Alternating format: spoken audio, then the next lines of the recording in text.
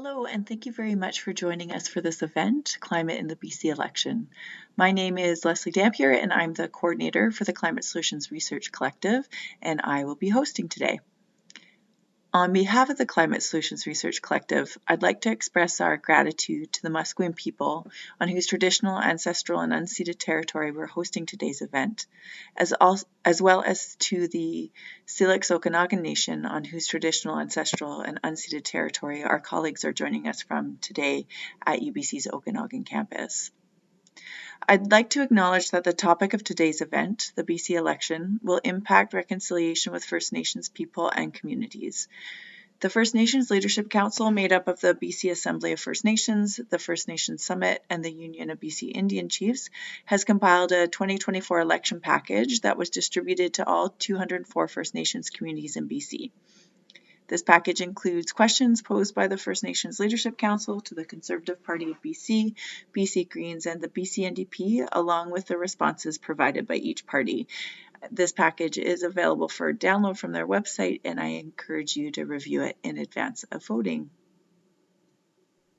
The UBC Climate Solutions Research Collective is a pan-university initiative to bring together individuals, groups, and initiatives that are engaged in climate solutions research across all disciplines. Today, we bring together Professors David Tyndall, Kathryn Harrison, Alexandra Tavasoli, and Werner Antweiler to share their views on climate issues as they relate to the upcoming BC election. Please note that all of our panelists are speaking on behalf of themselves and not on behalf of UBC. Each panelist will have approximately 5 minutes for opening remarks, and then we'll move to a few prepared questions while we share the Slido link. And that's where audience members can submit their questions for discussion with the panel. I'll provide a few more details on how the Slido is going to work following the opening remarks, including some information on how to participate if you don't yourself have a digital device with you today. We are also recording the event. We will be distributing the recording ideally by tomorrow morning to share in advance of the election on Saturday. And we will be sharing both audio and photography. So if you have any concerns about your image being shared, please reach out to myself or one of the other folks I will be pointing out throughout the day. And with that, I will introduce our panel. So first of all, David Tyndall is a professor in the Department of Sociology, where he studies contention over environmental issues, including topics such as forestry, wilderness preservation, fisheries, and climate change. A major focus of his research has been environmental movements in British Columbia and Canada, and in this context, the interrelationships between social networks, movement identification, and participation. So welcome, David. To my direct right, we have Kathryn Harrison, who is a professor in the Faculty of Arts and Department of Political Science and holds the Brenda and David McLean Chair in Canadian Studies. She studies environmental, climate, and energy policies, federalism, and comparative public policy. She is a regular commenter in print and broadcast media and has advised local, provincial, and national governments. She's currently a member of the BC Climate Solutions Council and chair of the Mitigation Expert Advisory Committee of the Canadian Climate Institute. Welcome, Kathryn. And next to Kathryn, we have Alexandra Tavasoli, who is an assistant professor in the Faculty of Applied Science and the Department of Mechanical Engineering. Her research group, the Laboratory of Future Industry, studies low-impact chemical and materials manufacturing systems. She's also the chair of the board of directors of Iron and Earth, a nonprofit dedicated to supporting the energy transition through worker retraining programs. Thank you, Alexandra. And at the end, we have Werner Antweiler, who's an associate professor in the Sauder School of Business. He chairs the Strategy and Business Economics Division and is also the chair of international trade policy. He's a frequent commentator on broadcast media about a wide range of public policy, and his work includes environmental and energy topics, in particular, renewable energy in electricity systems and the electrification of mobility. And with that, I'm going to pass it over to our first presenter, David, for his opening remarks. And just to let the panelists know, Sidoni will be here with her time to let you know when you're at 4 minutes and then an extra minute to go. Great. So we're each asked to talk about a few different things. I'm going to start off talking a little bit about polling and the election. I mean, one obvious thing we're interested in is the horse race, who we think is going to win. I'm not going to talk as much about that, but looking at the average of the polls, it's still very close. As of today on 3:38, the average for the NDP was 45% in polls, and the average for the Conservatives was 43%. Conservatives was 10%. There's a variety of people who try to map this out in terms of actual seats. I think you should sort of take that with a grain of salt, because generally the numbers aren't big enough to do anything very reliable in terms of seats. So it's close. There's probably some other things that I could say about that, but I'll leave it there at the moment. There's lots of demographic things that are interesting to perhaps look at. One of the things that I've looked at a few of the polls in particular, and one thing that's a little bit surprising in some ways, but in others is not, is youth voters. I thought it'd be useful to kind of talk about youth voters a little bit. Partly because we're at a university, but youth voters often play an important role in elections.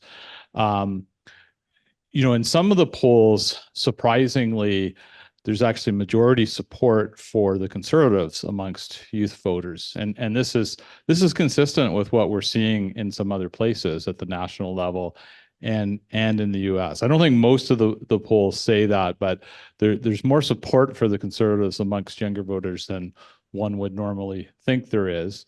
There's been a bit of movement lately, and most of that movement has been amongst women. So there's a significant gap between young men and young women, with young men more likely to support the Conservatives, young women less likely to support the Conservatives, and relatively more likely to support the Greens. So that's an interesting trend to pay attention to. I think in terms of what we're interested in today, perhaps the most interesting thing in terms of the polling stuff is what the general public sees as the most important issues. And one of the things I think that's a real challenge probably for most of the people in the room here and listening and stuff is that climate and the environment is nowhere near the top of the list for people's concerns.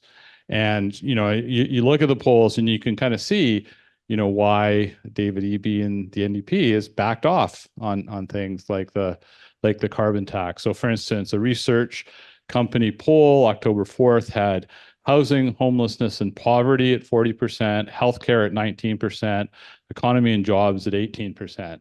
Environment was at 4%.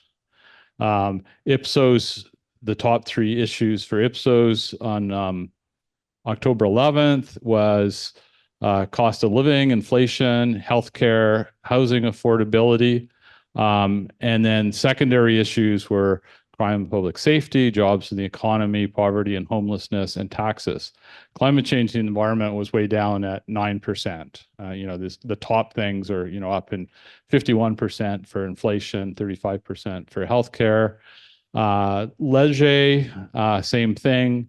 Most important issues were housing prices, 25%, healthcare, 19%, inflation, interest rates, 11%, environment way down at 5%.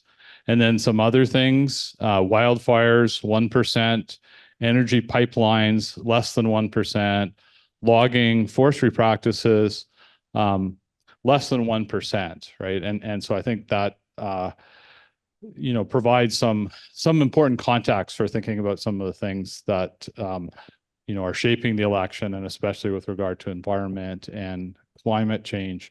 The other things I was going to talk about, which I think I'll work into some other answers, is the role of the climate movement in all this, and misinformation about climate change and information. And I'm going to try to talk about that in the context of some other questions.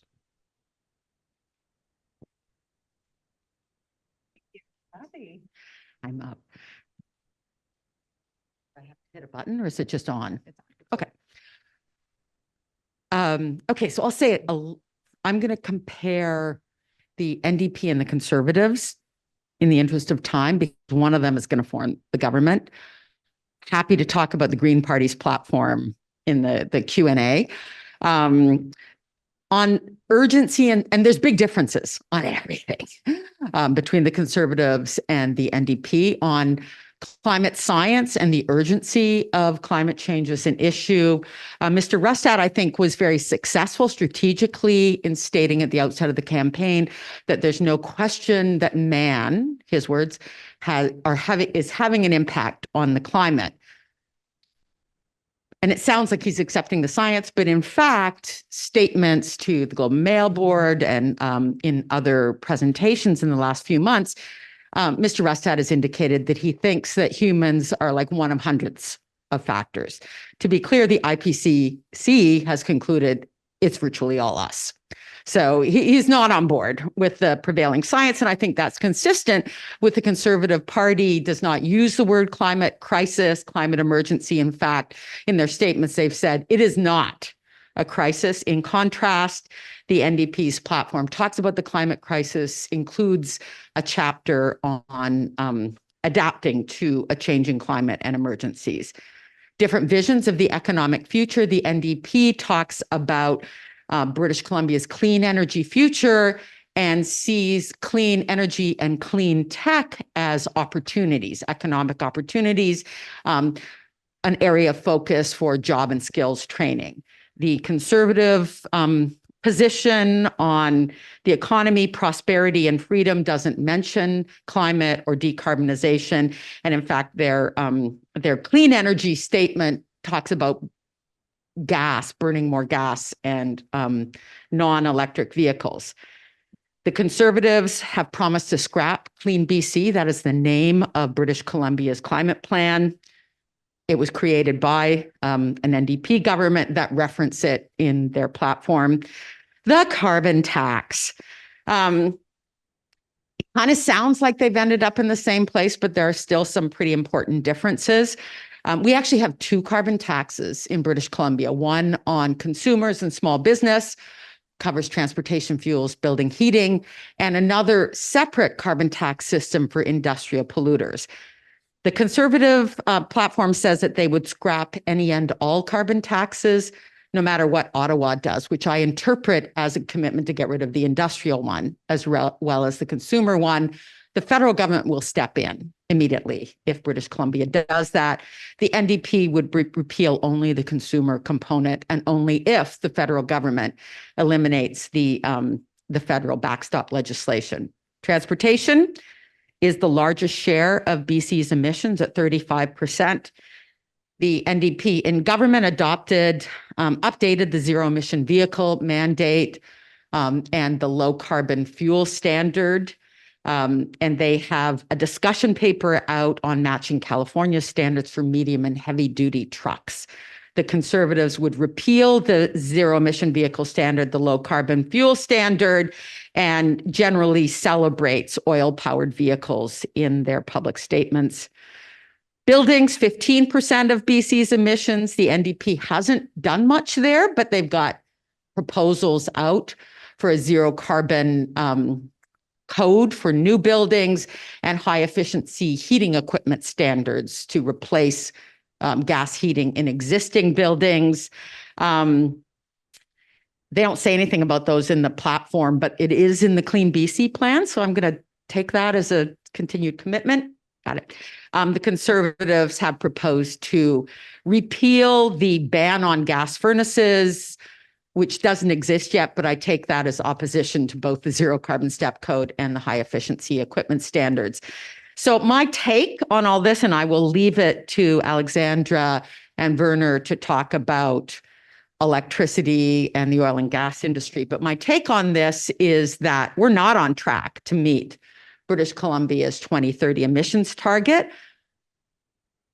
But the policies that have already been adopted and are being proposed by the NDP would reduce BC's emissions. And with the Conservatives promising to repeal the existing policies and not talking about replacing them, I can't see any way that BC's emissions wouldn't go up rather than down. And with that, I'm going to hand things over to Alex. Thanks, Kathy, for the introduction.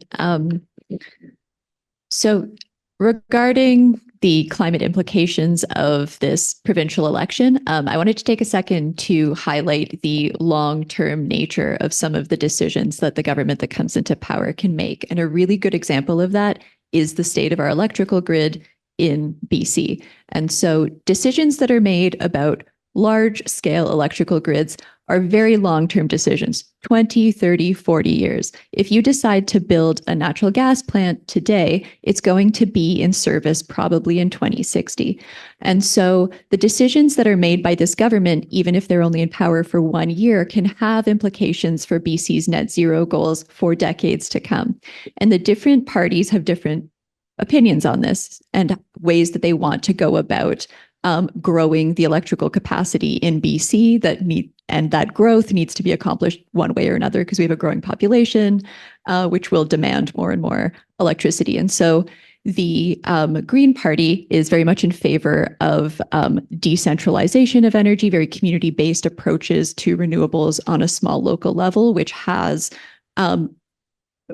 pros and cons associated with it, whereas the NDP is very much in charge of growing the centralized grid with some decentralized systems depending on geographic location and technological need.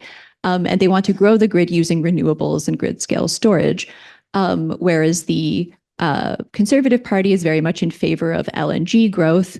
And Conservatives tend to frame LNG as a cleaner alternative to coal and petroleum combustion for energy production. But really, that is a short-term efficiency gain in your CO2 emissions, because even though you might save 30% of CO2 emissions on every gigajoule of energy you produce, the increased demand for that energy over time will totally negate the 30% CO2 savings that you have per amount of energy that you're producing via LNG. And again, these are very long-term decisions that are being made. And I'll leave it to Werner to talk about the economic implications of that. But just building off of what Kathy said, that's one of the big climate implications of our ability to move to an electrified industry, fully electrified economy, and also building off of something David said about climate disinformation. It's easy to forget that we are sitting inside a policy intervention. This is a publicly funded university. We get grants that are publicly supported that allow us at this table and you guys in the audience to do research that is able to independently provide proof or opinions for different climate interventions and to bolster different claims. And the government that comes into power is directly has a say in the grants that are available to us to do that work and our ability to fight back against climate disinformation, or just sort of, even if it's not into disinformation, comments that can sow some form of confusion, like John Rustad's, how do you convince carbon-based beings that carbon dioxide is bad? Like, not technically disinformation, but confusing thing to say. So I'll leave it at that, just to say that the implications, even for a short-term government, have long-term consequences for British Columbia's net zero goals.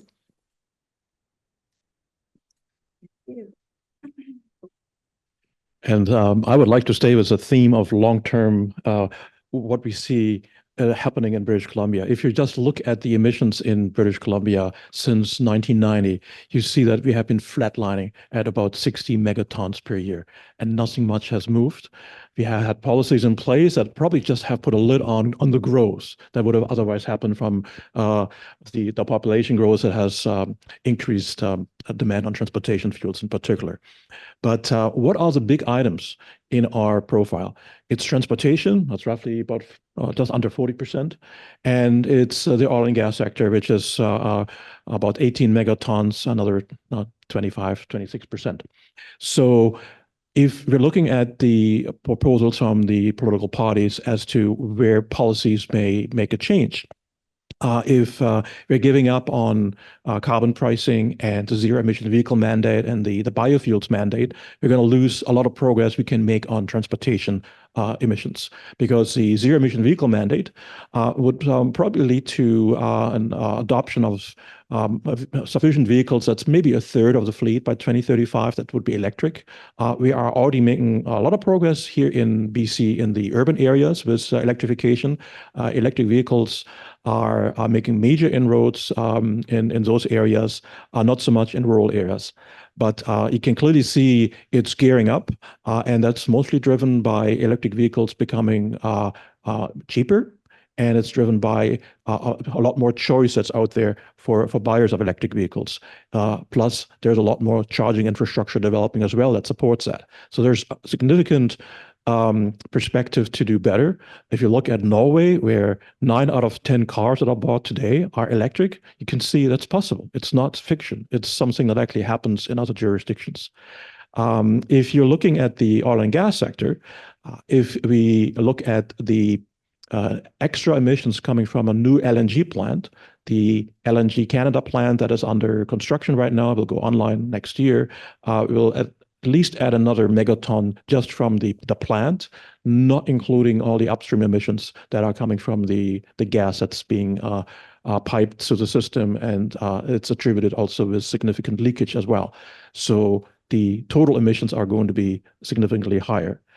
If you add more plants of this type, and even if they're state of the art, they still have significant emissions that will make it impossible to reach the climate goals that have been envisioned for 2030. There's just no way how we could meet those goals from reducing emissions faster in these other sectors.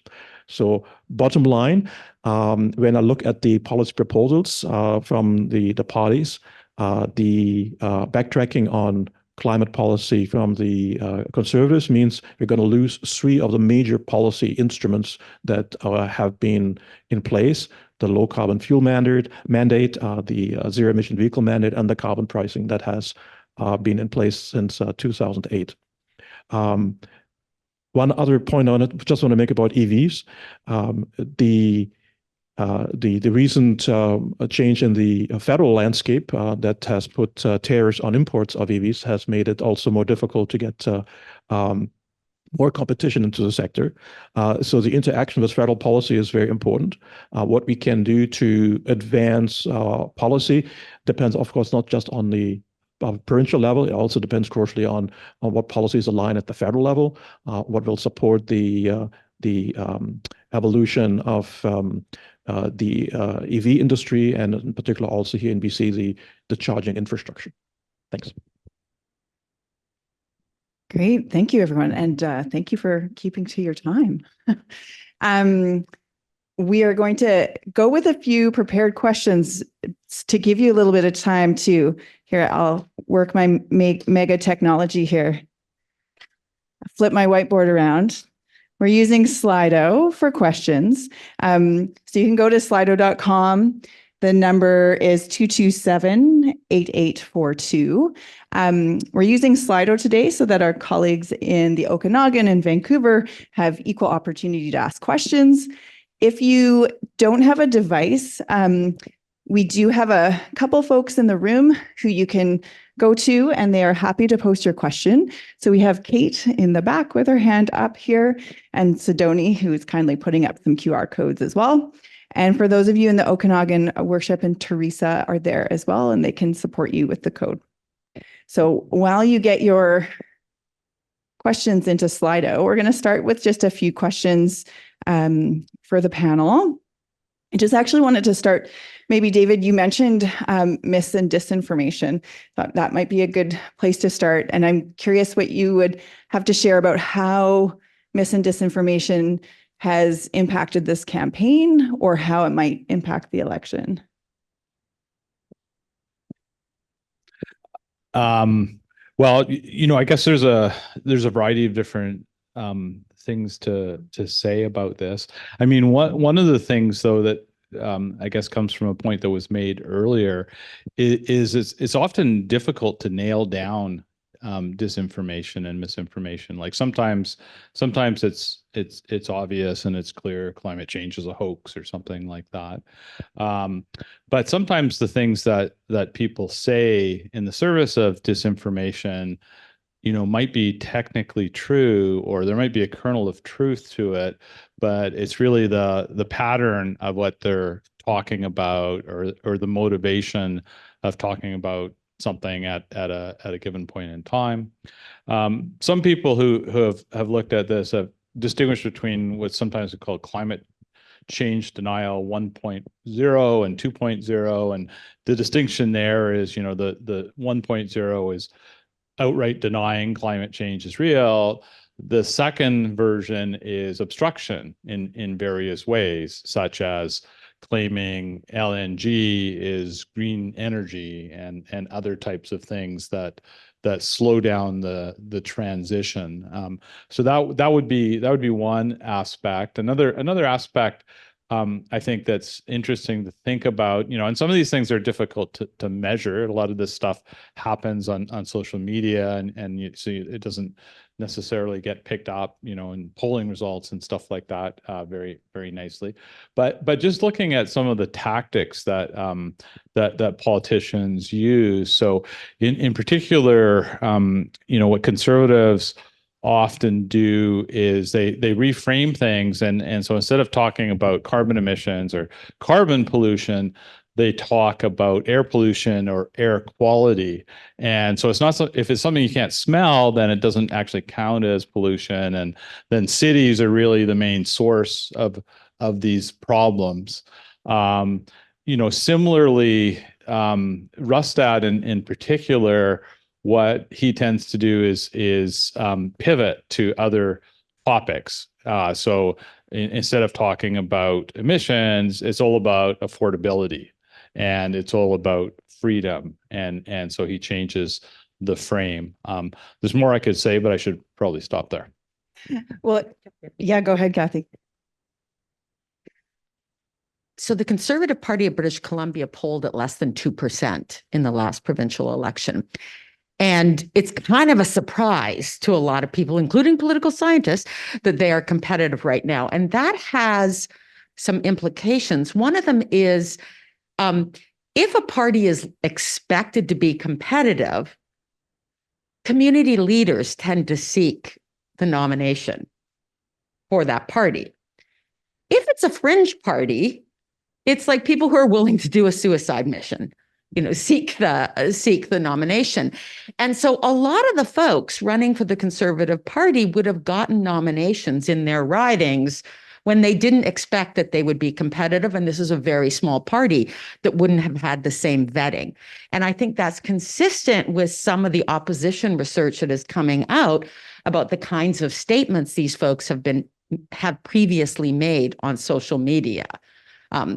Some of it is climate change denial, saying climate change is a hoax, saying that forest fires are arson by climate activists or uniform members. I don't even know what the logic is there. So some pretty unusual things, to say nothing of racist remarks that we are hearing. So I think there's the leader and there's the official party, but there are also a lot of candidates who themselves have said some things that are pretty out there about climate, among other things. Mm-hmm. Thank you. I'm going to go to a question from the Slido that relates to something that you just mentioned also, David, about sort of that pivoting from talking about emissions and then pivoting to affordability instead. And so this question is sort of, how can we connect affordability, which is that top priority that we heard about in the polling, with climate in the minds of voters, right? Or with emissions? Because these, climate change contributes to the higher consumer costs, et cetera, right? So how can we maybe make that pivot back to make that connection for voters? I don't know who would like to take that question. Maybe I can take that. I think the link between affordability and climate policies is important, because affordability is also impacted by the climate change. It makes insurance for flood and fire suddenly very expensive for a lot of homeowners, and there are real costs from climate change, and they're only growing. And so not realizing that is basically just focusing on the short term. If we're looking at affordability, is it going to be made better by getting rid of the carbon tax? The answer is no, because the money from the carbon tax has actually been recycled. It was originally revenue neutral in BC. It came back as reductions in the income tax first, and then later on as the climate tax credit that is now actually going specifically to lower income households. So the money is getting recycled. It's not disappearing in some government coffers and spent on whatever, but no, it's actually coming back to households, and even more so directly at the federal level, where the system's actually built to recycle the money on a sort of per capita basis that goes back to all the households. So in that sense, you're not going to make suddenly BC more affordable by cutting the carbon pricing system, because there are two sides of the coin: the revenue and the rebates. And what's ailing us with affordability is the housing sector, very obviously. We had a bout of inflation that has been global and not local. So there is no magic bullet here in BC to fix affordability other than in the housing sector. And that is a very specific problem that may require different solutions that have very little to do with climate change. And if you're looking at heat pumps, for example, for homes, are they going to make us more expensive to build homes? And the answer is, well, it's an upfront investment and it amortizes over time. It's actually making life cheaper in the end because you're actually saving money over time. And so there's all these false economics that are being put out that look like, oh, electric cars are more expensive. Well, upfront today they are, in a few years probably not, but today the upfront cost is higher, but down the road, well, for every kilometer you drive, the electricity you pay for is only 1/4 of that for gasoline. So again, you save money and it amortizes over time. So on a life cycle basis, heat pumps are cheaper. Electric vehicles are in many times already cheaper, and they will be cheaper even more so once we see more innovation in battery technology. So there's every reason to think that some of these policies that are in place that actually make us transition in the energy system will actually make life more affordable rather than more expensive. And if you're not careful, we're going to have all this extra cost from the climate damage and the various adaptation measures that we need to put into place in individual homes. Yeah, to build off of that, I agree fully with the notion that it is a bit more expensive upfront to build low carbon infrastructure. The way I like to frame that technically is if you think about what it takes to build and organize a solar farm and organize that distributed energy versus a fossil fuel plant, which is essentially lighting a fire inside a steel box, like one is a lot more cheaper to do upfront, but has long-term implications of its costs down the road.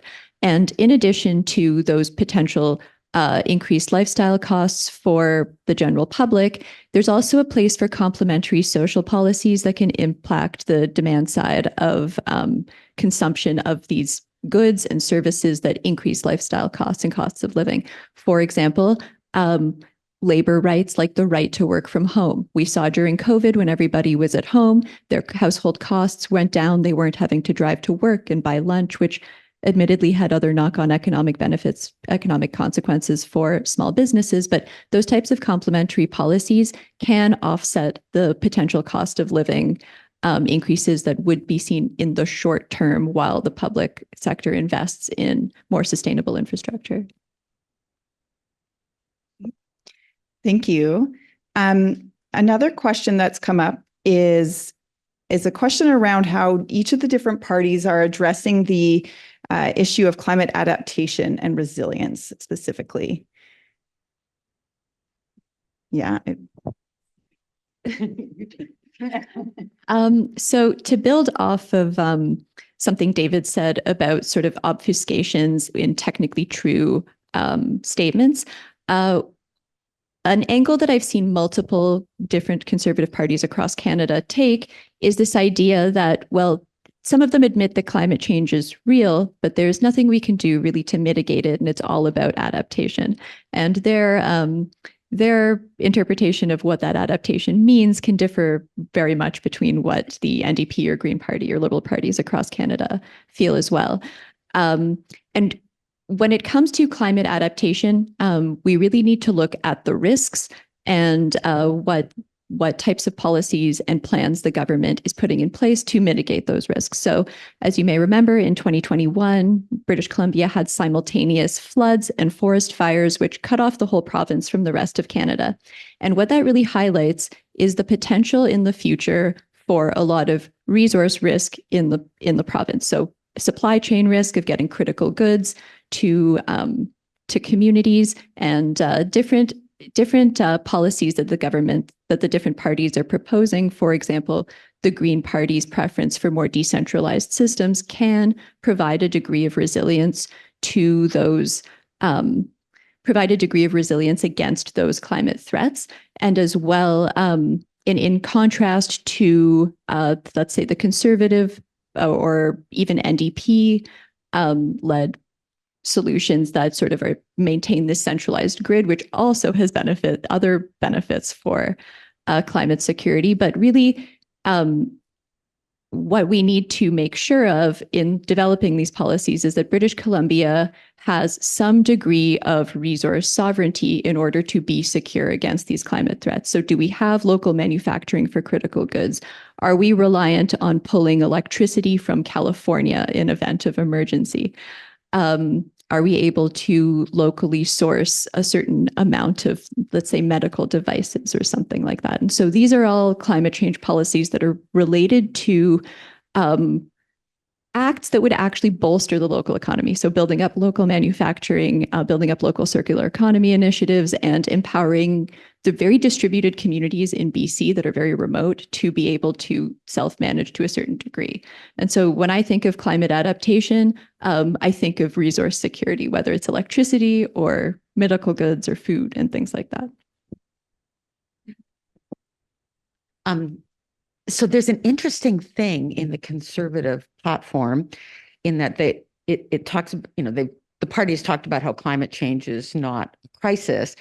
The one place they talk about climate in the platform is agriculture. They talk about climate prepared or climate friendly agriculture, which suggests to me that the farmers know something's going on. They do well in rural areas, so they're not saying what's causing it, but they're talking about adaptation of agriculture and quite a bit of discussion in their platform about forestry practices. It explicitly states that wildfires are a natural occurrence, and the forest management sections don't say anything about climate change. But there is talk about the kinds of things that I think are about reducing wildfire risk. So there's some acknowledgements in there. I haven't mentioned anything about the Greens. And by the way, this shirt is just a shirt and not a statement. There is a really interesting thing in the Green platform on adaptation, some neat ideas in protecting renters from extreme heat, that there should be a law to limit the temperatures that are acceptable in rental buildings, that I thought was kind of cool. Great. We'll move on to another question, which is, how do Indigenous issues fit into the climate debate for the parties? And before I hand it over to the panelists, I did want to mention that the First Nations Leadership Council document that I identified at the beginning of our session here today, they submitted questions to the Conservative Party, the BC Greens, and the BC NDP. They only received responses to their questions directly from the BC Greens and the BC NDP, and the Conservative Party provided a previously released document as a response. That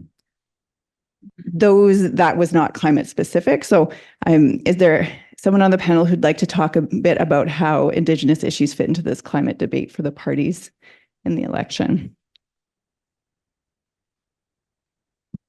So as far as I understand, the Green Party is the only party that explicitly mentioned that they would promote increased rights and agency for Indigenous communities in terms of the funding available for them to build out local sustainable energy infrastructure and have more agency over the resource development and mineral rights in their communities.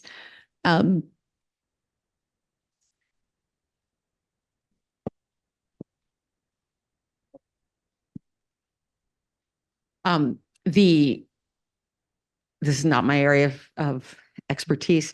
The Conservatives have been quite vocal in saying that there is a different direction needed and emphasizing economic reconciliation, discussion of partnerships in resource development with First Nations. We're already seeing a lot of that with joint ownership of LNG terminals, probably future offset sales, sharing of resort revenues from natural gas. Well, so this isn't, I guess, quite so much on exactly what's in the platform, but I think the thing that's interesting to think about is just the diversity within First Nations communities. And, you have some communities or some parts of communities that are embracing certain types of projects that are not necessarily climate friendly, and you have other communities sometimes that are opposed to them, or people within the same community. And I think this is a challenge for the parties, and I don't think it's so explicitly stated in their program, in their platforms, although I think, as Kathy says, the Conservatives are more business friendly, and the other parties are perhaps a little bit more reserved on that. But I think that this is a challenge.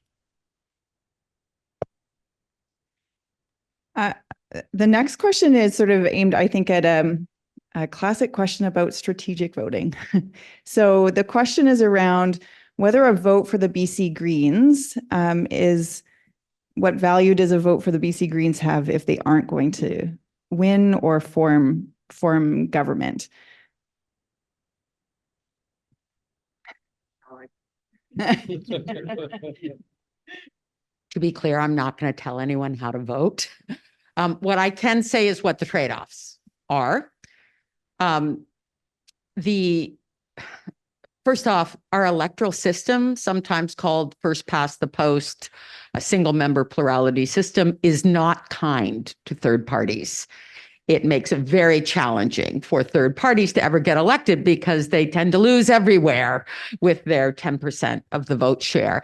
And what that means is that many people are concerned that a vote for the party that is actually their first preference will result in a party that is their third preference getting elected. And so that's what's called strategic voting. If someone votes for their second preference party rather than their first preference to avoid a worse outcome. I don't think it follows that voting for someone's first preference party is a waste of time. I think it can have an impact in different ways, indirectly in putting pressure on the party that's most adjacent to do better, possibly to create pressure for electoral reform, although I think that's a pretty unlikely thing, or simply because voters do not want to vote for a party that they don't agree with. So, I mean, it really is an individual choice, and there are going to be trade-offs no matter what. Anybody else want to add? Not that technical, but the other thing I'd add, this isn't exactly on that question, but in sort of kind of glancing at some of the poll questions, there's evidence that people who formerly supported the BC Liberal / BC United, about almost 70% of them plan to vote Conservative, and I think about 17% of them plan to vote NDP. So for what that's worth, that's kind of how that breaks down. There's a weird thing going on that some of Angus Reid's polling showed, that the Green vote has declined since 2020, and they're actually losing. This poll suggests they're losing more of their voters to the Conservatives than the NDP. And I wonder if that's a kind of, I wonder if that's an anti-vaxxer vote, but nothing to do with climate. Great. Werner, this touches on some of the topics you were addressing earlier. So I might point this question towards you. How do we manage the bias towards short-term returns that 4-year election cycle often encourages amongst elected policymakers? I think that's I think one of the greatest challenges with climate policy is that we're looking at a long-term problem, and electoral cycles are 4 years or shorter. And so it's very hard to stay the course. And we have seen policy reversals. We just looked down the border and what happened from the Trump administration going back to the Biden administration. God knows what happens on November 5th. But so policy reversal is a distinct possibility in every jurisdiction. What climate policies actually have broad consensus? And right now it seems like very little, where there's a broad consensus saying, well, this is something we all embrace and we're moving forward. Maybe the common denominator is maybe climate adaptation, protecting communities. I think that's easier to get a handle on across the political spectrum. But long-term issues and long-term policies, it's hard. And not just for climate policy. I think for most policy domains that really have a long-term perspective, pension reform and other things, it's very hard to actually get broad consensus. So how do we get moving forward? If we move forward in with one government, 4 years later we have a reversal, where are we? What has saved us in some jurisdictions is that some policies were carried forward in neighboring jurisdictions. For example, the United States, even under the Trump administration, California was still making progress because they had jurisdiction. So to some extent, policies can still be developed and fine-tuned, and we can understand them better and hopefully find better solutions moving forward. But ultimately, when it comes to things like EV adoption, I hope the market will give it a boost too, because at the moment EVs are cheaper than internal combustion engine vehicles. People will buy them. Just it's by simple force of the market. So innovation will play a big role of making climate solutions more attractive, cheaper, and that will carry a lot of the momentum forward. And so I think where there is some consensus politically is on innovation and enhancing Canadian industry, developing solutions that have worldwide markets. That said, BC has always been a magnet for green, innovative companies.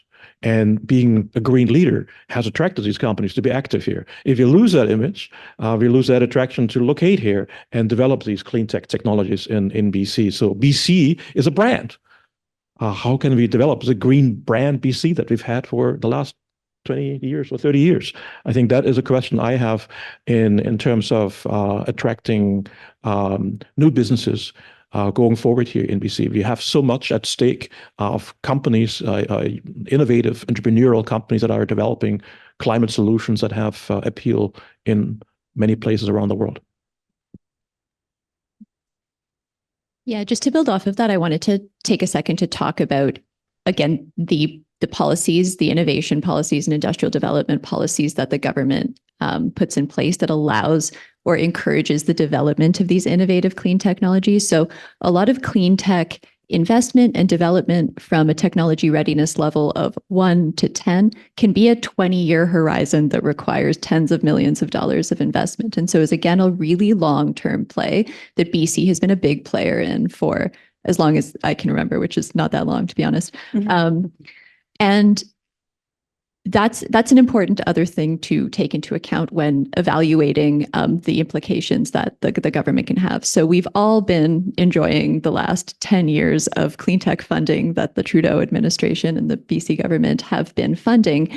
But I know when I think about my research program, if the government should change, we need to think about other strategies for spurring that innovation and in the clean tech sector if those public incentives are suddenly withdrawn. And so looking at alternative funding strategies to bring in more investment into that sector, whether it's community-based funding or social financing of these systems, are other ways that we need to sort of shore up effort in the short term in case public encouragement for these technologies goes away.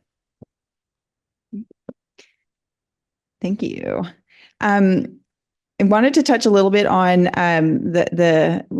that idea of sort of a green BC brand and what that might look like should things change. And maybe, David, this might tie in a little bit into the role of the climate movement that you had mentioned in your introduction. But one question here asks about how the Conservatives have fixated on reversing the plastic straw ban. And what does this say about the perception of climate action in BC?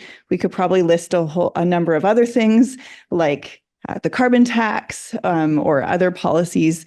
What does that shift? Do you see that there's a shift away from this kind of green BC branding image as we're moving into this election? Well, I mean, there does seem to be, backtracking on some of the key things like the carbon tax and stuff like that, and that, that seems to be partly because it's a less pressing issue in terms of public opinion, and partly because of what the Conservatives are offering. I guess part of the way that I've been thinking about this is, I guess, a little bit differently from the question, but sort of coming back to sort of the climate movement. And what social movements often do is they kind of switch their focus depending on who's in power. So sociologists and I think political scientists kind of talk about this as political opportunities a little bit. And in the U.S., when Bush wasn't in power and when Trump was in power, social movements kind of moved down to the state level and the city level. To a certain extent in Canada, when Harper was in power, these kinds of groups moved to the provincial level and the city level as well. It seems very likely that the Conservatives are going to win a majority government at the federal level.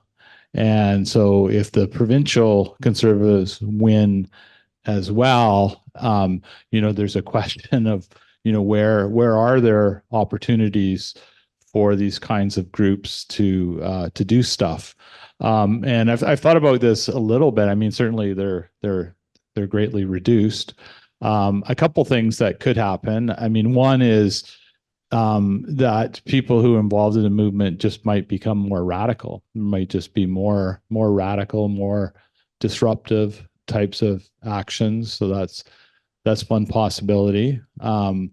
Another possibility is exporting actions in various ways. So, for instance, in the 1990s, the BC environmental movement sort of got blocked in terms of making progress on forestry issues here in BC under the Glenn Clark NDP government, and so they actually did an international campaign, sort of boycott campaign and stuff. So, that's another possibility. And, I guess a third possibility is, trying to infiltrate the Conservatives in some way. I'm a bit puzzled by Andrew Weaver's embrace of the BC Conservatives, but, maybe that's part of his strategy. I have no idea.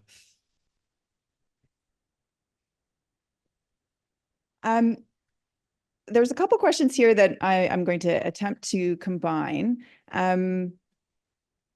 To start off, what are the thoughts of any of the panelists on the shift of young men away from climate? Is this part of a shift to the right, and young men actually still are looking for climate action? What's that relationship there? Can I say a few words on this? I have a few thoughts on some of this stuff. I do think that there's several different things kind of going on at the same time.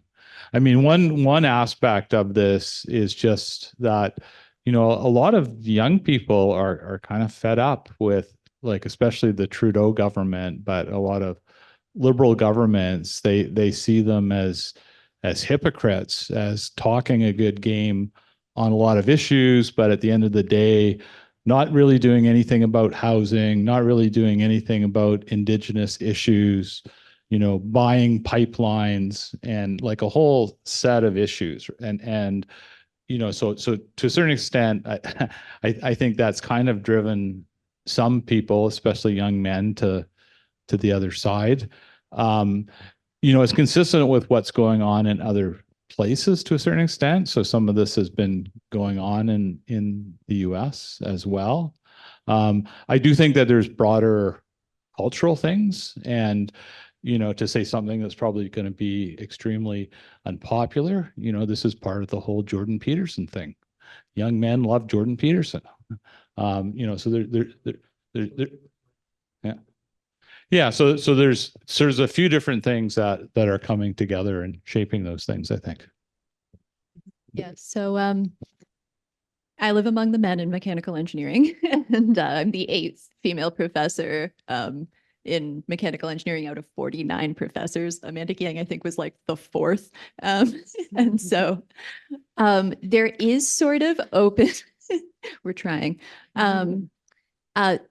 There is sort of has been this resentment, I think, that's grown over the last 10 years in response to a lot of the EDI efforts that have been put forward in terms of government funding programs. I know that mechanical engineering is probably one of the last departments in the university that's sort of where people feel comfortable airing this disdain at a university. And so it's funny when I hear people like Jordan Peterson sort of talk about things like the woke mob taking over universities. I sort of am like, welcome to our department.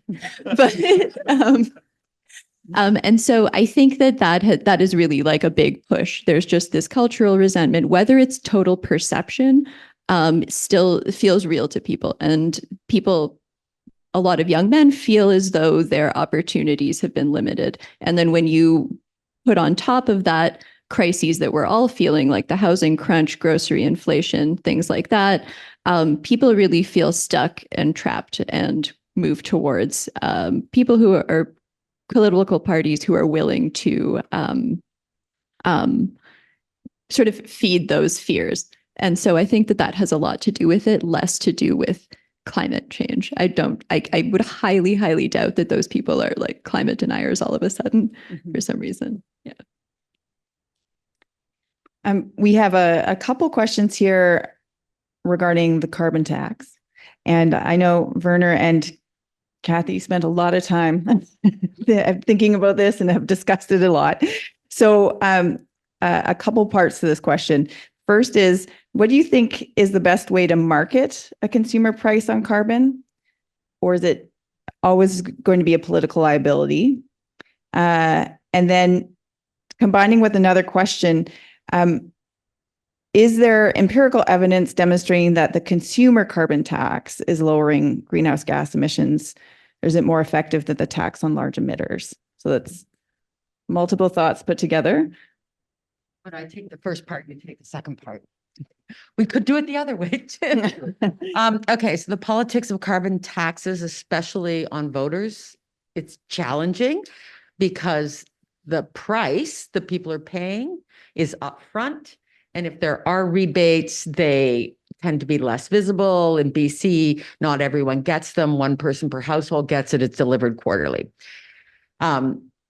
It's not understood. People don't believe it works. There's a whole bunch of strikes against it. But the biggest one is how partisan opponents of the government that adopt or propose a carbon tax talk about the carbon tax. So in my own research with colleagues, what we have found is that in Canada, those who vote conservative overestimate how much, grossly overestimate by many times how much they're paying in carbon taxes. So this is not, which issues do they think are important, or, this is a question of fact. How much money are you spending on this? Similarly, they underestimate how much they're getting back. And so they believe they're paying much more than they are on balance. And the single biggest determinant of those perceptions is what party someone voted for in the previous election. What that suggests is that it's up to our political leaders. They didn't have to campaign to axe the tax. It's a very opportunistic campaign. It's been very effective. We saw it first in BC in 2008 when it was the NDP running an axe the tax campaign that then spread to Australia, Alberta, the federal level in Canada. But it is not something that has happened in all other countries. There is broad multi-party agreement on carbon taxation in some Scandinavian countries, in Ireland. So I don't know. It is what it is, and I'll stop. Let me take over and speak about the efficacy of carbon pricing. And it's really important to distinguish between industrial emitters and households, where policies have been in place that target emissions from industrial emitters. It's really been very effective. In the European Union, they have an emissions trading system that targets the industrial emitters, and the price there has reached over 85 euros a ton, so over $100 actually a ton in Canadian terms. And it's working. We see actually there is a response from industry simply because they can look at their investment decisions and they can factor in what these prices are going to be down the road. So businesses are very effective in internalizing these cost decisions. Households, on the other hand, they struggle with that because many of their consumption decisions are not very responsive to prices. So when you look at the demand for motor fuels, that's driven by the vehicle you currently own, you're not going to change your consumption very much in response to price changes, which are volatile to start with because of the cost of crude. When we look at then the investment decisions, people struggle actually internalizing these cost savings down the road. And so they may be not adopting these cost saving choices such as buying an electric vehicle to the extent that we would expect from a carbon price. So this underinvestment is therefore limiting the efficacy of carbon pricing for consumer households. Simply, their demand is very much fixed and not very flexible. So where we see significant potential for making changes is then when people invest into new heating systems, getting new cars. It's all these decisions, these purchase decisions of long-term investments. And here, carbon pricing hasn't been quite as effective as we would have liked to see. And that is a challenge where we need other policies, such as a zero-emission vehicle mandate and things that really influence the purchase decisions and not just the consumption decisions. One other thing on that. Many folks have argued that because of the toxic politics of a carbon tax, we should do other things, regulation, spending. And the low carbon fuel standard and the zero emission vehicle standard are exactly the kinds of things people are proposing as an alternative to carbon taxes because they kind of hide the costs.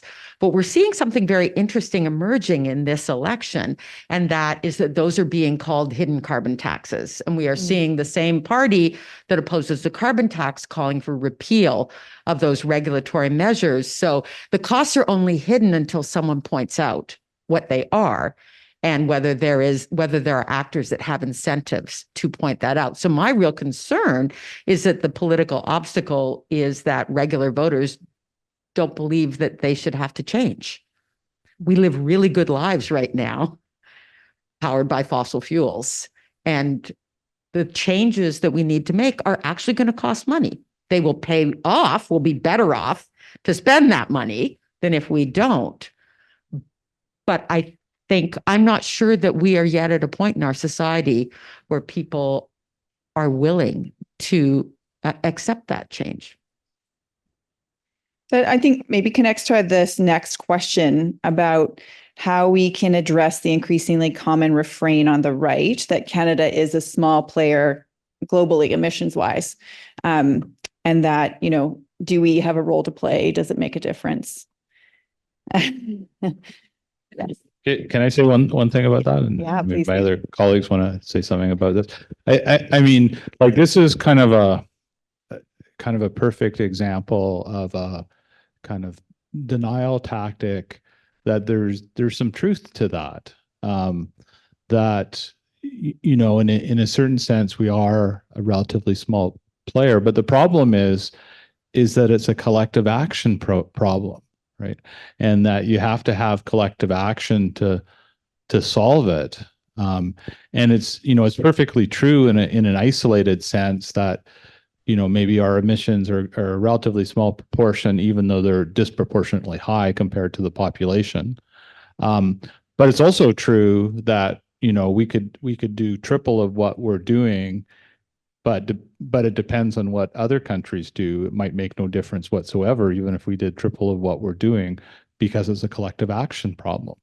And, I think various folks don't talk about that enough, and it's a difficult thing to talk about. And once again, I think that the people who are making these kinds of arguments, they know it's a collective action problem, but they're not going to point it out. Sort of talk about the technical aspects of how these obfuscations come to be. In the last couple of years, we've seen a lot of technical reports be put out by different think tanks and academics who are sort of making these funky arguments about different ways that Canada can influence the world's CO2 emissions. So, for example, there were a couple of reports that came out a couple of years ago that claimed that Canada exporting LNG to, I'm sorry, the Canada exporting LNG to very large economies who are right now dependent on coal, like China and India, would actually have a larger emissions reduction than Canada implementing its own net zero goals. And again, that is a collective action problem, and in my opinion, doesn't necessarily negate our duty to negate our own emissions, because, as Kathy mentioned, this is a systemic societal problem. It takes a lot. It doesn't, achieving a net zero long-term sustainable economy goes beyond just switching where our energy comes from. These are lifestyle-based choices. Previously, I talked about different social policies like work from home rights or increased public transit that can offset some of the burdens associated with making that transition. But ultimately, we need to do as much here as we do abroad. And if we move towards a system where something like carbon tariffs are put in place, or Canada starts accounting for its third-party CO2 emissions, then suddenly LNG exports to other countries start appearing on our own carbon accounting books. And so there's a limited ability for us to take into account those arguments. Some other crazy things that have been coming up recently. There was you're on a roll. This year, a bunch of studies that have come out that sort of claim that removing sulfur dioxide from our gasoline in the 1980s actually is leading to increased global warming, because the sulfur dioxide could have been in the air cooling the planet at the same time. And so even though it causes acid rain, you see different people making these arguments. That face is right that you're making. And these sort of technically true, but sort of not helpful arguments that are being made against certain sustainability policies. The last thing that I want to mention with respect to net zero and carbon dioxide reduction is the scale that we're talking about. It can be difficult to really get a sense of the scale of action that's required here. So, as Werner mentioned, carbon dioxide emissions from BC are on the order of 60 megatons per year. So if we want to negate that 60 megatons, that's a very large amount of technology that you need to deploy. The only resources in British Columbia that we deal with on a megaton scale are coal and fossil fuels and lumber and iron ore. Same on a global scale. Cement is included in there. It are the only real commodities that we are able to technically deal with on a gigaton scale. And so just sort of capping or capturing carbon dioxide is a very, very large technical challenge compared to just transitioning to lower emitting technologies like renewable electricity or electrification. Although another one of the crazy things that's popped up in the last couple of years is this argument that there isn't enough metal on the planet to electrify our industrial systems. You're welcome to debate that among yourselves. I'm not a geologist, but that's another one of these sort of climate obfuscation things that has sort of popped up in that can interrupt or delay action by sort of confusing the argument. Thank you. I'm going to ask a question here. Then I'll just say I'll probably do one more question. So feel free to upvote away because we'll give a little bit of time to the panelists to have some closing remarks. So before you upvote, so it doesn't move off my screen, there's a couple questions here that really remarked on the low numbers that a couple of you mentioned in terms of polling, where the environment sits on people's area of concern or the issues that are impacting how they may choose to vote. So two parts to this question. Why is the environment so hard to gain traction in the electorate? And what can we learn about past climate action efforts to help us inform how we could do it differently to engage that electorate? I have a few thoughts. I guess my other colleagues have thoughts as well, but just a couple of quick things I would say. One is it is cyclical. Most of the time, climate and environment does not get in the top three most important topics, but sometimes it does. Very occasionally, it does when it's more salient.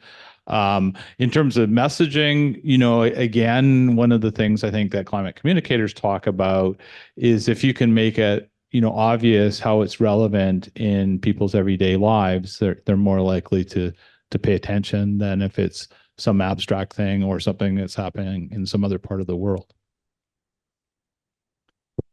Just one quick thought on the issue of what is on voters' mind. It's always the economy. It's like the jobs. And so the short-term well-being. And when I talk to people about climate change or more on the conservative spectrum of the political preferences, and it's basically about jobs. And when I point out, well, there are really good jobs in the renewable energy sector and there are really great jobs in the clean tech sector, they listen, this is where the future is. This is where the jobs are.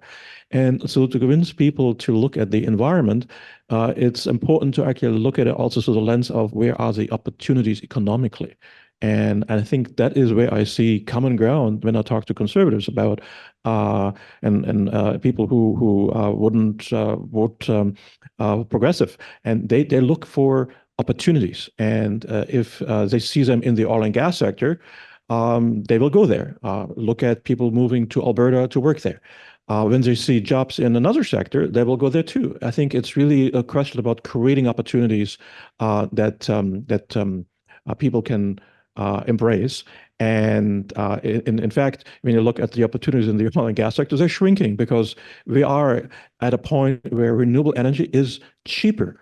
And it's more than every second dollar is spent on renewables now, not on fossil fuel investment when it comes to the energy investments. So this is where the future is.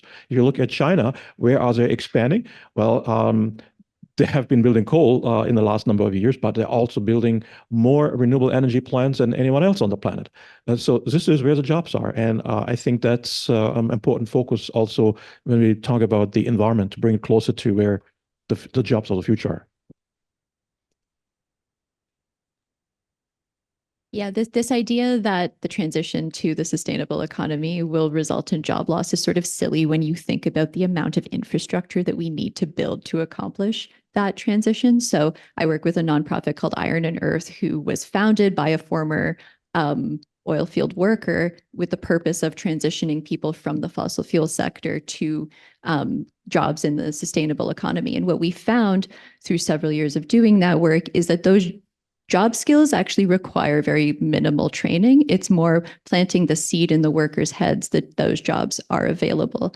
And we had the same experience where conservative politicians were very receptive to this because it does resonate with some conservative values. If you have a localized energy system in your community, there are jobs in the community. You need to build that out. That reduces the need for fly-in, fly-out work that people are gravitating to Alberta for, and sort of builds up the resilience of local communities and sort of speaks to the conservative desire for independence.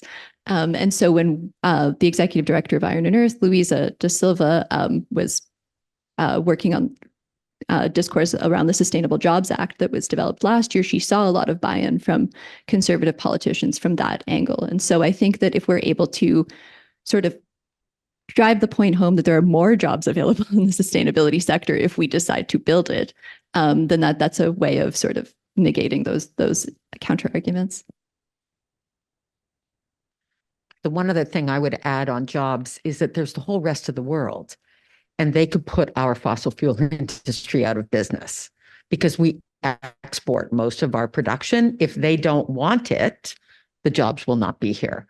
And they can save money and actually create local jobs by switching to renewable electricity sources, electric vehicles, heat pumps, and so on. So every year, the IEA's World Energy Outlook, which just, the 2024 one just came out, actually gets more optimistic and anticipates the peak in fossil fuel consumption happening sooner.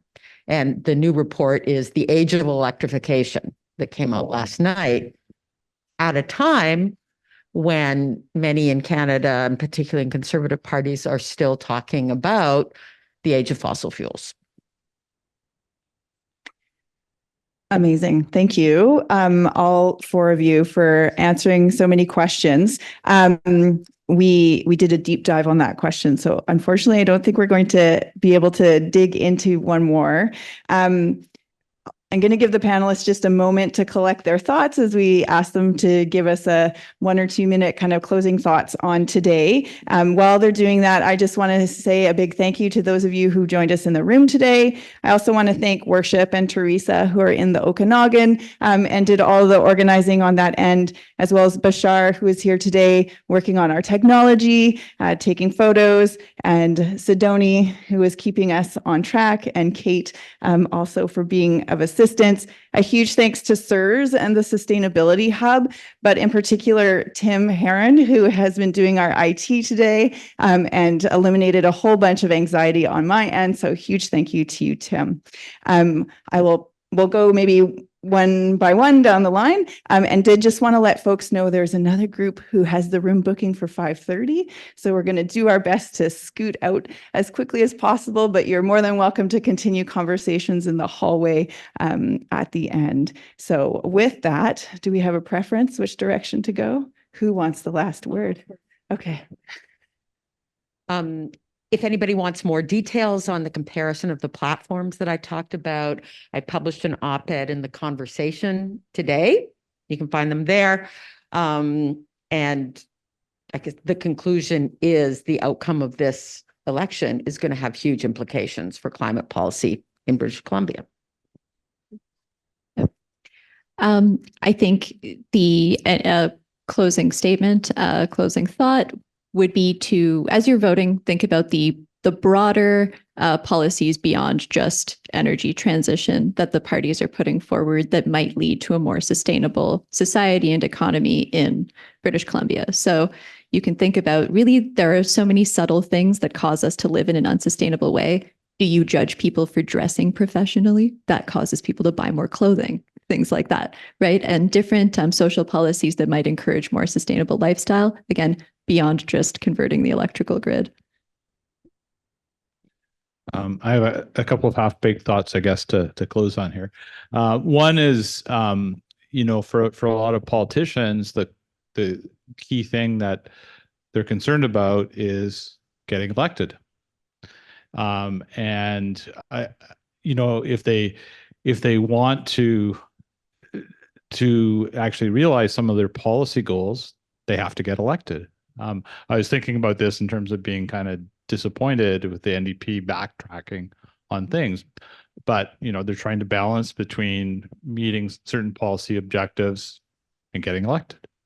I did interviews with a variety of politicians a few years ago, and I did an interview with one person who's currently in the legislature here in BC, and he said to me that, well, if groups want us to do these things on climate change, they have to deliver voters. They have to get voters to come out and elect us. Otherwise, we can't do it. So that's my half-baked thoughts.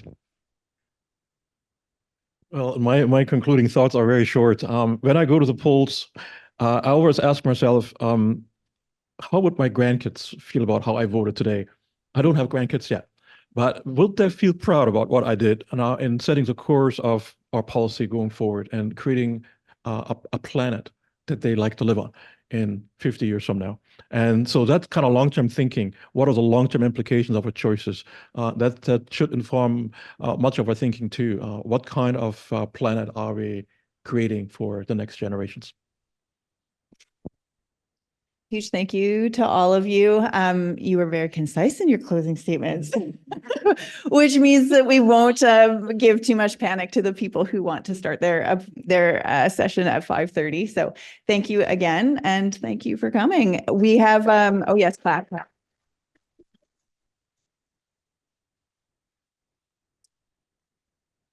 If you did register for today, I will be sending out an email that will have the recording from today's event. If you want to share it with a friend or a colleague, I can also include Kathy's op-ed from the conversation and any other resources that the panelists might want to include. If you weren't registered, you could also find it on our website, or just go ahead and register for this event after the fact, and it will give me your email address and you'll get it in your inbox. We have another event regarding unpacking COP29, which we'll be hosting on November the 7th, and it is going to be a Zoom event. And so please register for that online as well. Thank you. Have a great day and get out and vote.